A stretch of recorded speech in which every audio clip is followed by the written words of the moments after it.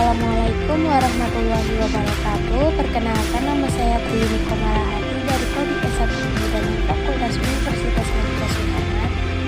Di sini saya akan menjelaskan tentang struktur tubuh manusia. Lalu anatomi yaitu berasal dari kata ana yang artinya bagian dan tomi artinya iris atau potong.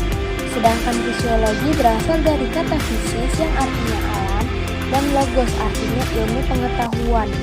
Anatomi merupakan ilmu yang mempelajari bentuk dan susunan tubuh, baik secara keseluruhan maupun bagian-bagian serta hubungan alat tubuh yang satu dengan yang lain. Sedangkan fisiologi adalah ilmu yang mempelajari faal atau pekerjaan dan tiap-tiap jaringan tubuh atau bagian dari alat-alat tubuh dan sebagainya. Selanjutnya, struktur tubuh manusia itu dibagi menjadi atom, molekul, makromolekul, organelle, sel, jaringan, organ, sistem organ, lalu selanjutnya manusia.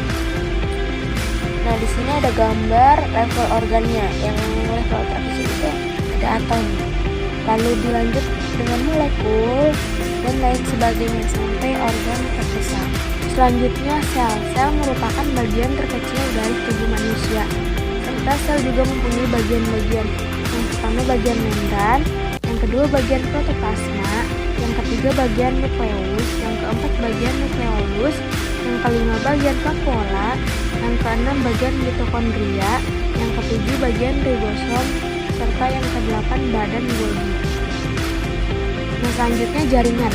Jaringan merupakan sekumpulan sel-sel yang serupa bentuk, besar dan pekerjaannya yang tersusun menjadi satu dan mempunyai fungsi tertentu. Jaringan juga mempunyai macam-macam. Yang pertama jaringan penutup, yang kedua jaringan penunjang, lalu ada jaringan otot dan jaringan syaraf serta jaringan cairan. Nah, di sini ada gambarnya di samping bisa dilihat. Lalu jaringan penutup yaitu jaringan yang menutupi tubuh bagian luar dan tubuh bagian dalam, yang terdiri dari jaringan epitel dan jaringan endotel. Lalu ada bentuk jaringan epitel. Yang pertama berbentuk lepeng, yang kedua berbentuk kubus, yang ketiga berbentuk silindris. Selanjutnya ada fungsi jaringan epitel, yaitu proteksi, yang kedua absorpsi, yang ketiga sekresi, yang keempat menerima rangsangan dari luar, yang kelima ekresi, yang keenam filtrasi. Di sini ada gambarnya jaringan epitel, ada epitel putih, epitel kubus, epitel silindris, dan lain sebagainya. Lalu ada jaringan penunjang, yaitu sekumpulan sel khusus yang serupa bentuknya, besar dan pekerjaannya yang berfungsi untuk menyokong dan menunjang berbagai susunan tubuh yang ada di sekitarnya. Lalu ada jaringan ikat. Jaringan ikat merupakan yang di antara sel-sel terdapat jaringan interseluler yang terdiri dari serabut kenyal dan serabut kolagen. Macam-macam itu ada amorfus dan fibrosa. Nah, di sini ada gambarnya jaringan ikat padat, jaringan ikat adiposa, dan lain sebagainya bisa dilihat. Lalu selanjutnya ada fungsi jaringan ikat. Yang pertama membuat bahan-bahan interseluler, yang kedua membuat sel-sel darah, yang ketiga fagositosis, yang keempat membuat imunitas, yang kelima membuat heparin. Lalu selanjutnya ada jaringan rawan. Jaringan rawan merupakan jaringan ikat yang banyak mengandung lubang-lubang kecil yang banyak terdapat di sel-sel rawan. Sifatnya lebih padat dan lebih kuat daripada jaringan biasa, serta mudah dibengkokkan di antara sel-sel dan banyak terdapat pembuluh darah. Macam-macam tulang rawan ada kartilago hialin, ada kartilago leastis, serta kartilago fibrosa. Selanjutnya ada fungsi jaringan tulang rawan. Yang pertama penutup ujung-ujung tulang, yang kedua pada embrio penyangga sementara hingga berkembang menjadi tulang keras, yang ketiga ada penyangga, yang keempat ada penyambung antar tulang. Selanjutnya ada jaringan tulang, yaitu jaringan ikat yang keras yang zat-zat interselulernya keras dan banyak mengandung mineral, zat perekat, dan zat kapur.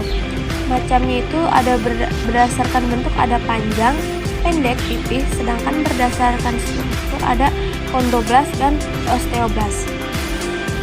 Nah, di sini ada gambarnya bisa dilihat, ada tulang frontalis, tulang temporalis, dan lain sebagainya. Lalu selanjutnya ada fungsi jaringan tulang. Yang pertama, menjaga berdirinya tubuh. Yang kedua, membentuk rongga untuk melindungi organ yang halus. Yang ketiga, membentuk persendian. Yang keempat, melekatnya ligamentum dan otot. Selanjutnya ada jaringan otot, yaitu sekumpulan otot-otot yang membentuk serabut yang dikumpulkan menjadi alat tubuh. Macamnya itu ada otot serat lintang atau lurik, ada otot polos, serta ada otot jantung. Nah, di sini ada gambarnya, bisa dilihat. Selanjutnya ada jaringan syaraf. Jaringan yang terdiri dari sel saraf yang panjang dan halus mempunyai inti sel dalam protoplasmanya yang agak tebal. Macamnya itu ada syaraf motorik dan syaraf sensorik. Nah, di sini ada gambarnya, bisa dilihat. Selanjutnya ada jaringan cairan, yaitu darah sebagai jaringan yang bentuknya cair dan terdiri dari cairan darah dan sel darah yang terapung dalam cairan tersebut. Jika darah ditampung dalam suatu tempat lalu dibiarkan, maka darah tersebut akan membeku dan terlihat dua bagian, yaitu cairan kuning dan bekuan darah. Sekian penjelasan dari saya, kurang lebihnya mohon maaf. Wassalamualaikum warahmatullahi wabarakatuh.